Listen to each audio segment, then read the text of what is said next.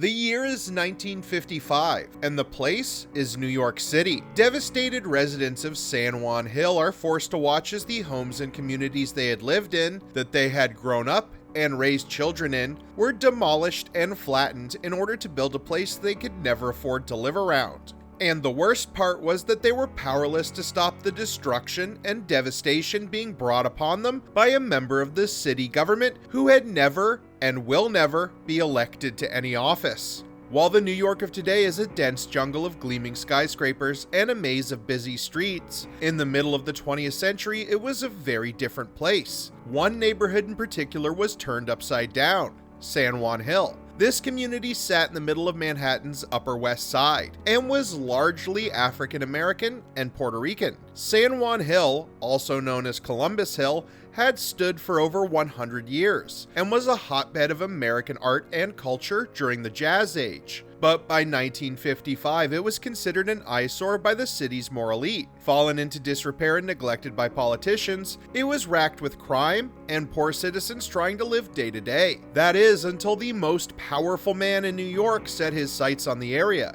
His name was Robert Moses, and he had a vision. That vision was called the Lincoln Center. Moses wanted to rededicate San Juan Hill to art and music. Well, art and music for the wealthy and connected. Unfortunately for the people living there, that vision didn't include them. Moses had a powerful tool needed to accomplish his vision, one he had created and cultivated in the decade prior. This tool was called Urban Renewal. By 1961, the Lincoln Center was completed, and the community of San Juan Hill was only a memory. Moses stood triumphant, and the Lincoln Center stood as yet another monument to his power and legacy. However, unbeknownst to Moses, he had just created a powerful enemy. This was an adversary that would hound his future efforts and lead directly to the downfall of the most powerful man in New York City. Our distinguished guest for this evening is Mr. Robert Moses, the nation's foremost city planner.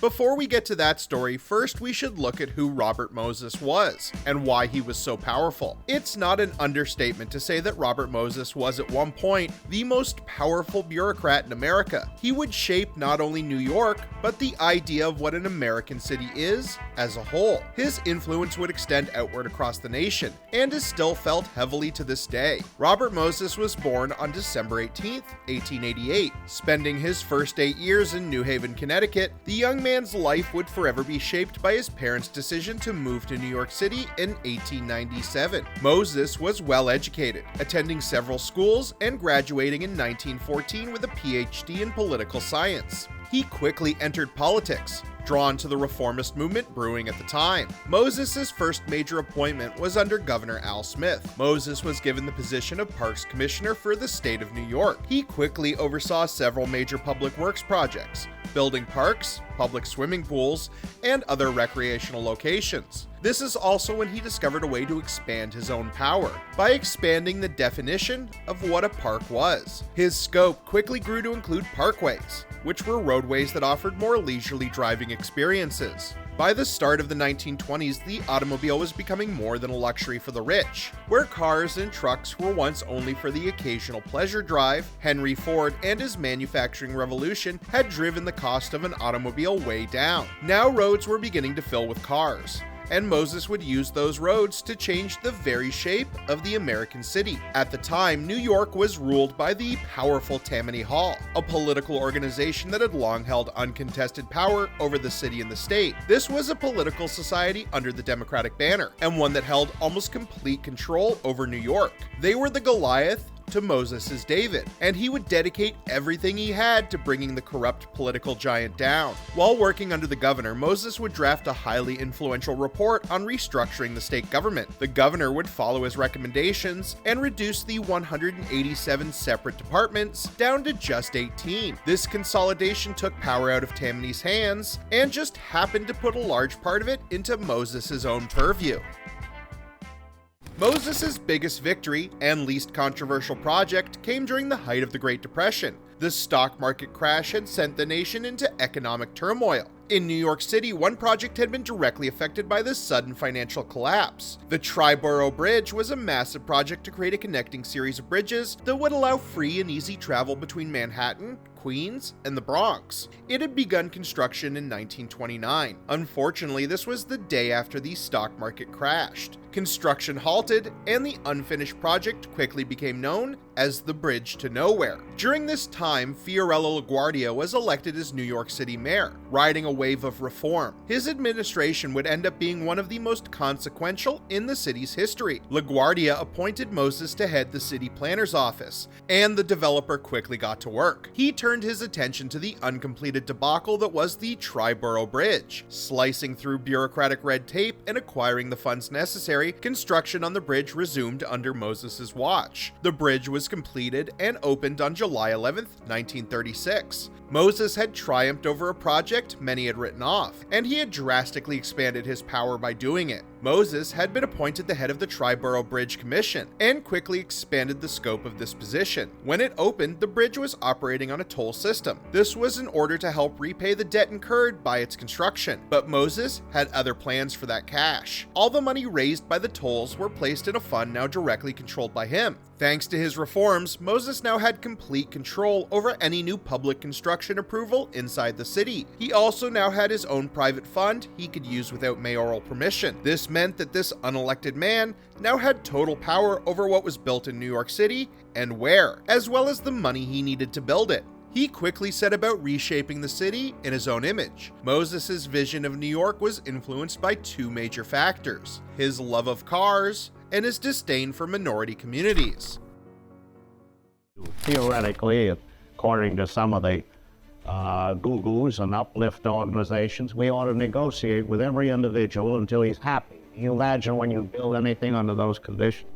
Moses was deeply racist, and this drove his decision to level community after community in the name of progress. Moses had created a movement known as Urban Renewal. This was an all-encompassing power to demolish any building or residence that stood in the way of his projects. One of the biggest examples was the construction of the Brooklyn Battery Link. This was a massive road project that saw construction all over the city. Everything in the way of this road was demolished and paved over. Thousands of people were displaced, forced to watch their generational homes bulldozed to the ground. This is a trend that would continue through the rest of the Depression and even through World War II. Under his control, New York City was reshaped into a place that had more room for a massive number of cars and less room for people, especially black and brown people. Thanks to his efforts, these communities were condensed more and more into places like the Bronx. There they had less access to public services and affordable housing. They were specifically denied the ability to rent or buy real estate outside these slums, in a process known as redlining.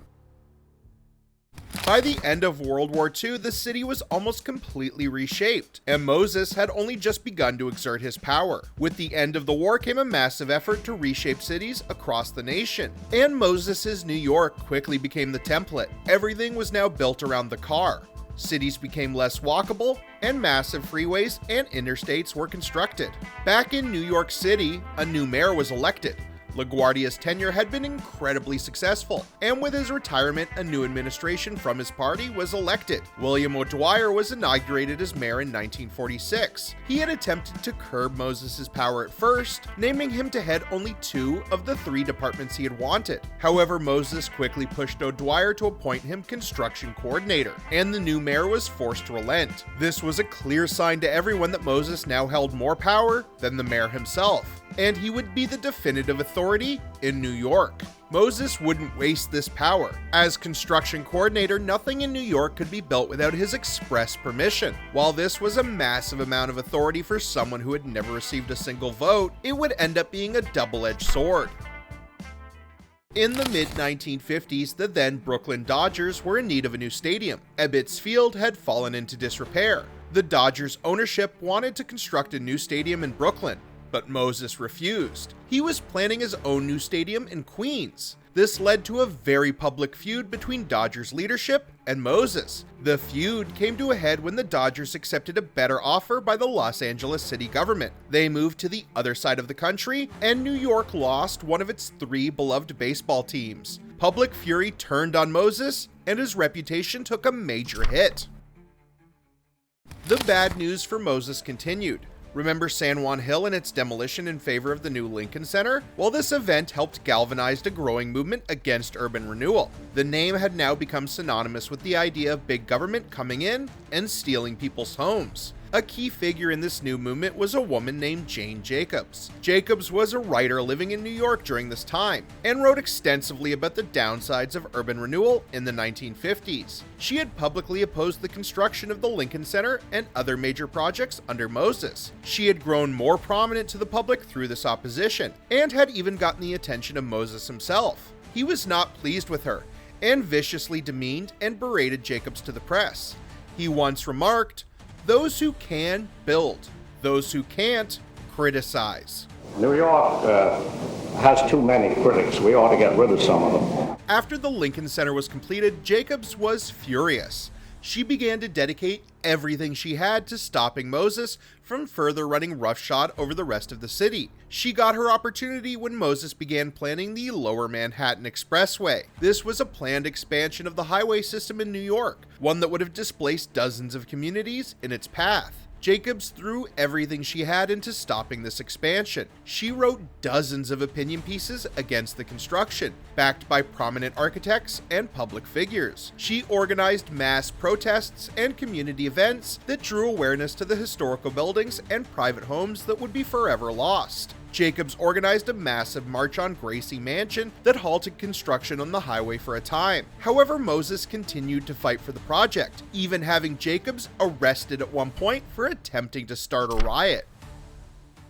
During this time, the office of Mayor of New York changed hands, and the new administration felt the pressure of public sentiment turning against the project. Moses still had his power, but it was quickly fading. The project dragged on without construction resuming, and eventually the governor stepped in. He halted all planning for the Lower Manhattan Expressway, and in 1969 the project finally died. This was the biggest defeat Moses had ever faced. Governor Rockefeller disliked Moses greatly and used this opportunity to strip him of his power. The final blow to Robert Moses's reputation came in 1974. Robert Caro is an American biographer, and his seminal work was published in that year. The Power Broker, Robert Moses in the Fall of New York, was a massive biography of Moses and his life and work. It was not favorable, and painted the picture of a ruthless man willing to do anything to consolidate more power for himself. The book was a bestseller and would end up being the definitive word on Moses' life. Moses himself was very unhappy with the book and condemned it in public. He wrote a 23-page response disputing some of the bigger claims about his racism.